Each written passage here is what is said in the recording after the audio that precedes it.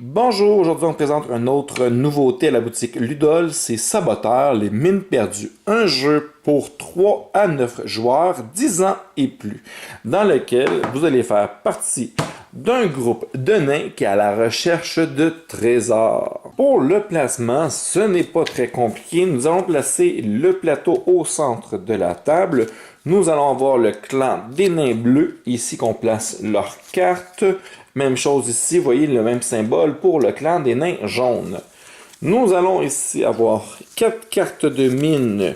Nous avons une mine en rubis vert et rouge, une avec des pierres d'argent, une autre avec un méchant dragon. Ce n'est pas une bonne carte.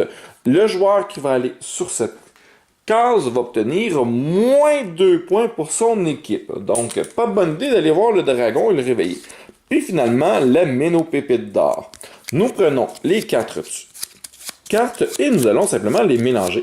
Puis, nous avons 4 emplacements. Nous allons venir mettre une de ces 4 cartes-là sur chacun des emplacements. Nous allons avoir après ça des cartes de rubis, des cartes de trésor. Nous allons mélanger tout le paquet et nous allons en tirer un nombre égal au nombre de joueurs. Donc, par exemple, ici, un exemple à 7 joueurs, nous allons tirer 7 cartes et nous allons les garder face cachée. Ce qui veut dire que je ne les retourne pas du côté du numéro. On garde vraiment toutes les cartes trésors cachées. Il peut arriver que ce n'est pas du tout balancé. Qu'il y ait, exemple, juste des pierres d'argent. Aucun problème avec ça. Ça fait partie du côté aléatoire du jeu. Et le reste des cartes est retourné dans la boîte. Après ça, nous allons avoir des cartes comme ceci, des cartes d'action. Un beau gros paquet de cartes d'action. Nous allons mélanger le paquet et nous allons en distribuer un total de 5 jusqu'à 6 joueurs et seulement 4 dans une partie à 7 joueurs ou plus. Donc chacun des joueurs va récupérer 4 cartes dans une partie à 7 joueurs. 1, 2, 3, 4. Et le paquet va être mis à côté du plateau disponible pour chacun des joueurs. Il va nous rester le moment le plus intéressant, les rôles. Nous avons des rôles comme ceci. Donc, nous avons premièrement 2 couleurs. Nous allons avoir des bleus. Nous allons avoir également des jaunes. Comme ceci. Nous allons mélanger le tout et distribuer le tout aléatoirement aux joueurs. Donc, on mélange vraiment toutes nos cartes. Et lors de la distribution, au hasard, chacun des cartes va recevoir une carte. Comme par exemple, ici, nous avons des cartes fidélité. Fidélité, ça ici. Donc, une bonne poignée de main. Ce qui veut dire que vous êtes fidèle à votre groupe. C'est la plupart des cartes sont comme ça. Donc, je suis du groupe bleu. Je m'affiche avec les bleus. Je vais prendre un personnage bleu à mon choix. Comme par exemple, je vais décider de prendre ce personnage. Je vais le mettre ici. Et je vais récupérer le jeton avec exactement le même symbole de figurine pour me rappeler qui est mon jeton personnel. Évidemment, ceci, je ne le montre pas aux autres joueurs. Ça reste caché. Le deuxième joueur, quant à lui, va recevoir ceci.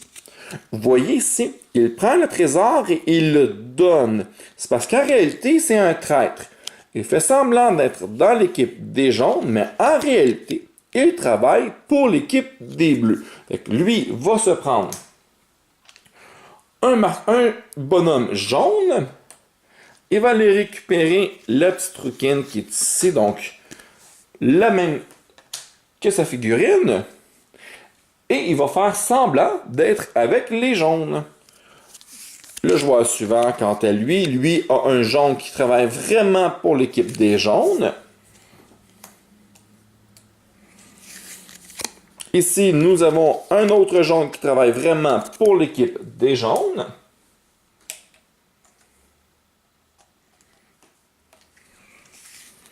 Ici, nous avons en gris le voleur. Le voleur ne travaille que pour lui-même. Il est tout seul. Il ne travaille que pour son compte.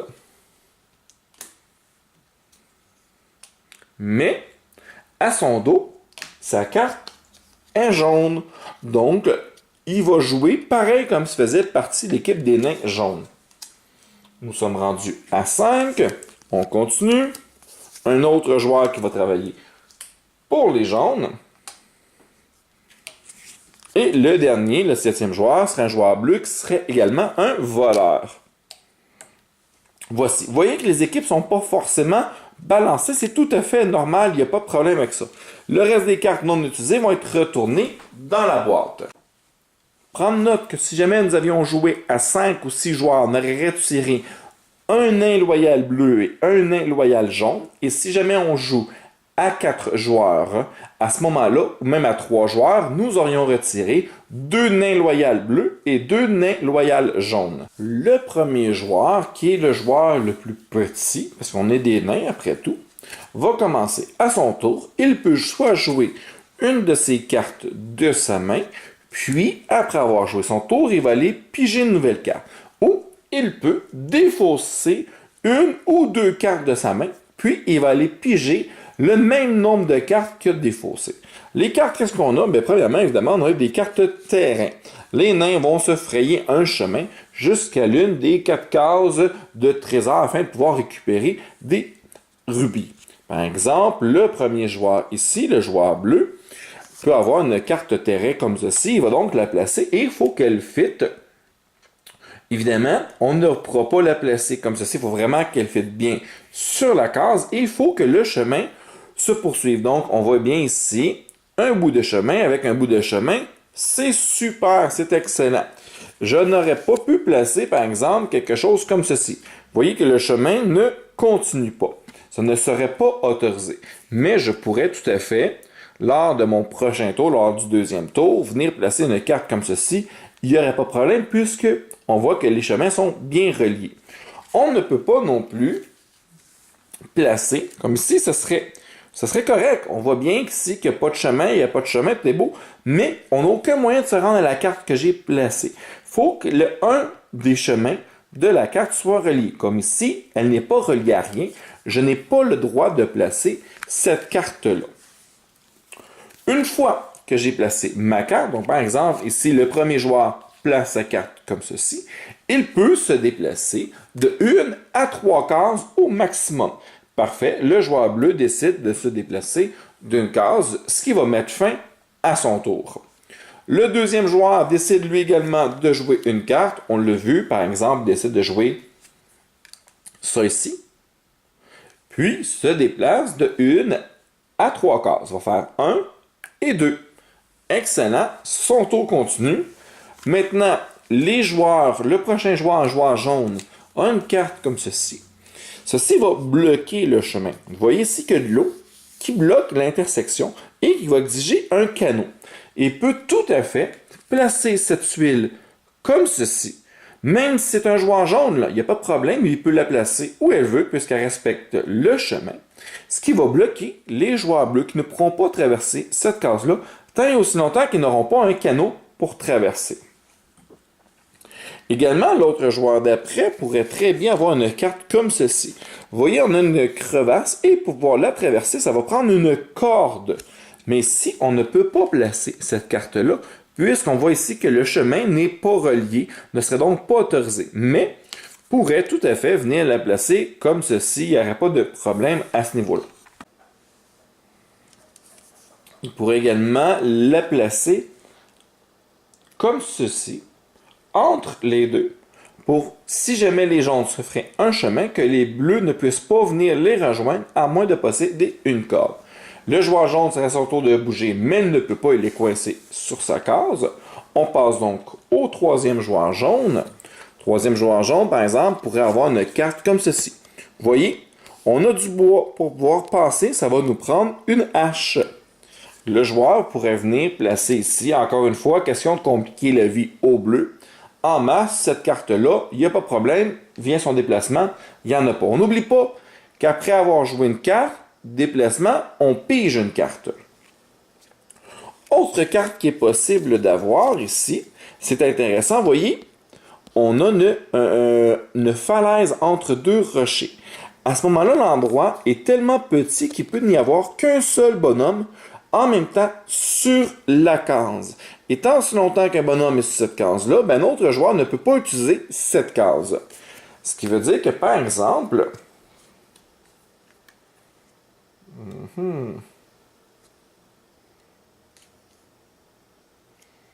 on viendrait placer ça ici. Le joueur jaune décide d'utiliser son personnage et de progresser. Les autres joueurs jaunes ne peuvent pas utiliser cette case tant et aussi longtemps qu'un nain se trouve sur cette case. Mais il aurait très bien pu la franchir si personne n'est dessus pour poursuivre son chemin. Ça, il n'y a aucun problème avec ça. Donc, on peut poursuivre notre chemin. Mais si on s'arrête dessus, ou s'il y a déjà un joueur présent, on bloque le chemin pour les autres joueurs. Autre case qui est possible d'avoir.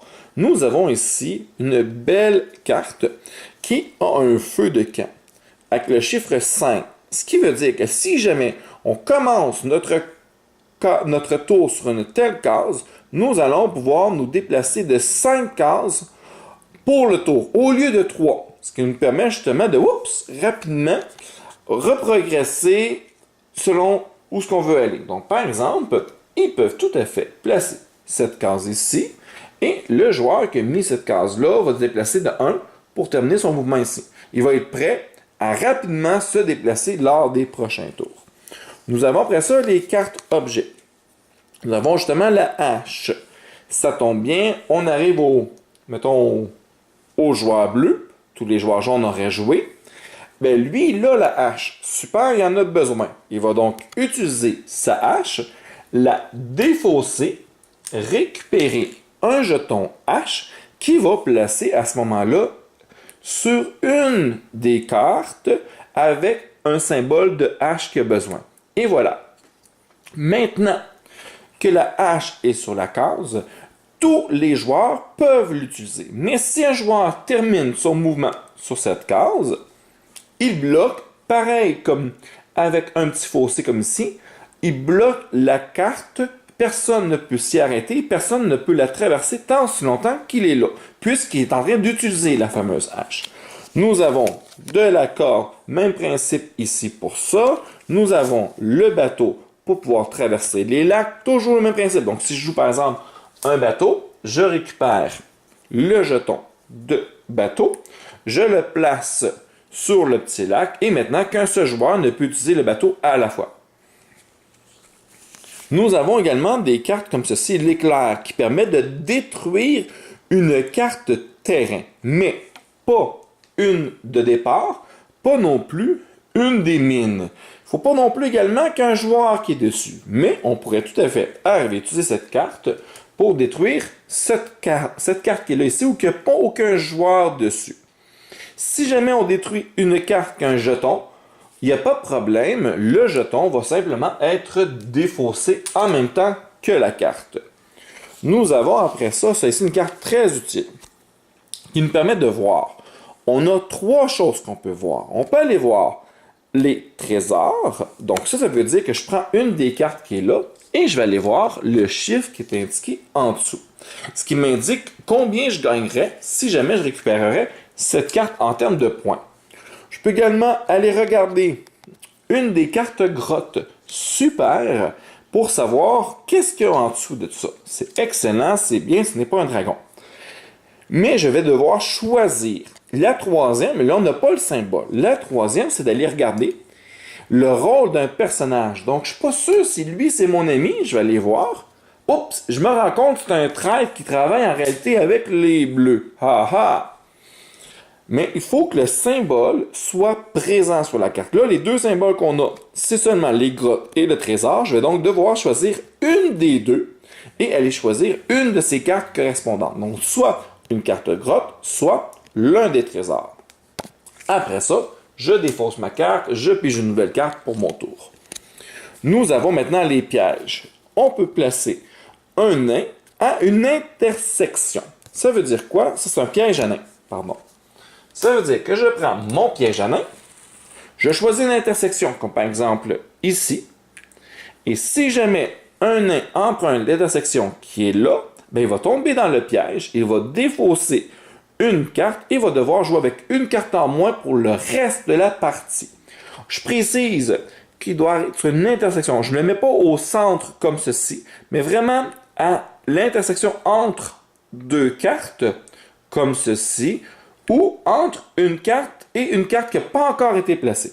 Je ne peux pas évidemment le placer dans le vide comme ceci. Ceci ne serait pas valide. Parfait.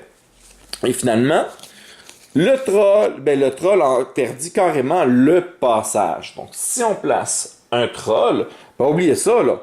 Il n'y a plus personne qui peut passer par ici. Et c'est le même principe. Donc, toujours entre deux cartes sur un chemin qui se croisent, ou encore sur un bout de chemin avec une carte à venir.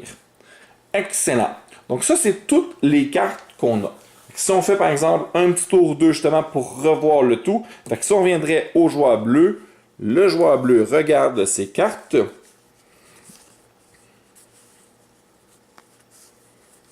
Ne voit pas grand chose de très utile. Oui, une corde. Parfait, décide d'utiliser la corde pour se sortir un peu de ce chemin difficile. Puis, il va se déplacer jusqu'à 3 cases.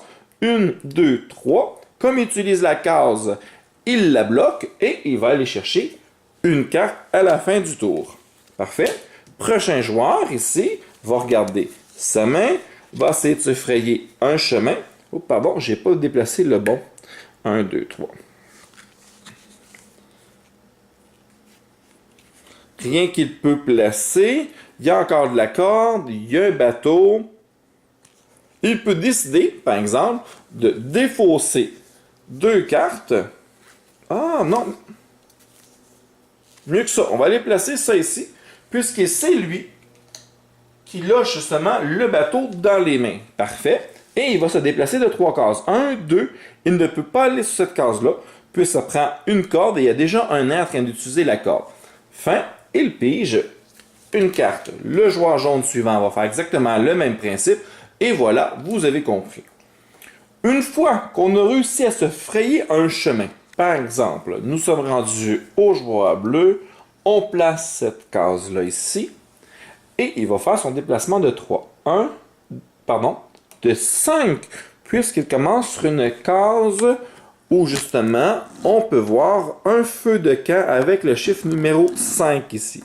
Donc, lorsque le chiffre 5 est présent, il se déplace de 5 cases. 1, 2, 3, 4. Et là, nous allons retourner la case de la mine. C'est le dragon, malheureusement, pour ce joueur, et va donc récupérer ça ici, qui va lui donner moins 2 points à son équipe à la fin de la partie. Joueur suivant, qui est le deuxième joueur bleu, quant à lui, il possède le fameux bateau manquant. Super, il utilise le bateau, place le bateau sur cette case et il peut faire son action de se déplacer 3 fois. Et c'est ici que les rubis verts et rouges, puisqu'il a regardé tantôt, il va donc se déplacer 1, 2 et 3, retourner la carte, puis il va les récupérer. Une des cartes avec le même symbole. S'il n'y en a pas, ben, tant pis pour lui, il ne récupère rien. Excellent, on va donc décider d'aller récupérer cette carte-là, la retourne et elle vaut 4 points.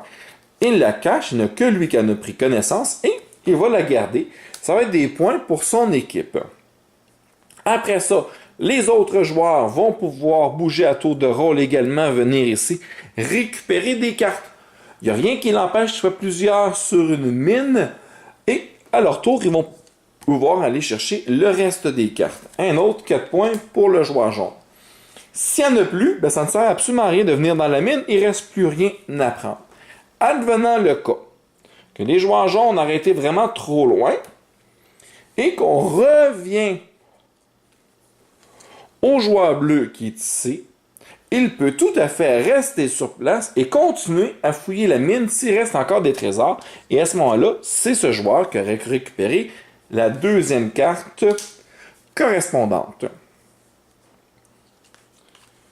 Et la partie se termine quand? Se termine lorsqu'il ne reste plus de cartes. Lorsque le paquet est épuisé, chacun des joueurs va continuer à jouer les cartes qu'il a en main. Et s'il ne reste plus de cartes à aucun des joueurs, ça met fin à la partie. Et nous allons faire le décompte des points. tout en révélant quel joueur a quel personnage. Par exemple, on va dire que la partie se termine comme suit. Excellent. Le premier joueur va dévoiler son rôle. Il va indiquer qu'il était un voleur. Et il va être donc seul dans son équipe. Et il va marquer le nombre de points qu'il a fait. Il a donc marqué 4 points. Il va aller récupérer un total de 4 points comme ceci. Il va les mettre cachés. Et voilà, la partie est faite pour ce joueur pour ce tour-ci. Malheureusement pour lui, il avait un -2. Il va donc perdre 2 points. Il va donc en rester seulement que 2 pour la manche. Le joueur suivant, lui, indique qu'il était parmi les bleus. Également, nous avons aussi un autre joueur qui faisait partie des bleus, qui était le traître chez les joueurs jaunes. Et les deux ensemble vont comptabiliser leurs points. Le joueur ici a 0. L'autre joueur, quant à lui, a un total de 8. L'équipe a 8 points, même si lui a fait 0, et ils vont se diviser équitablement les points. Ce qui veut dire ici 4 et 4. Si jamais il n'est pas possible de pouvoir diviser les points, le joueur qui avait la carte la plus élevée a les points d'extra. Si jamais ce n'est pas possible de pouvoir diviser parce que les joueurs ont exactement le même nombre de points, à ce moment-là, les points excédentaires sont perdus. Donc ici, notre équipe avait fait un total de 8 points, ce qui veut dire 4 points chacun.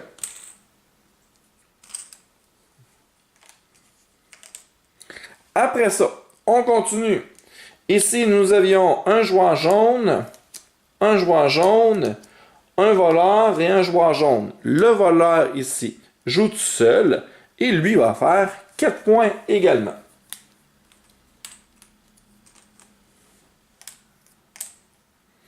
Puis, les joueurs de l'équipe des jaunes ici vont faire 3, 4, 5, 6, 7, 8 points. 8 points à diviser justement en 3 joueurs. Ça ne se divise pas. Chaque joueur va donc gagner un total de 2 points. 2, 2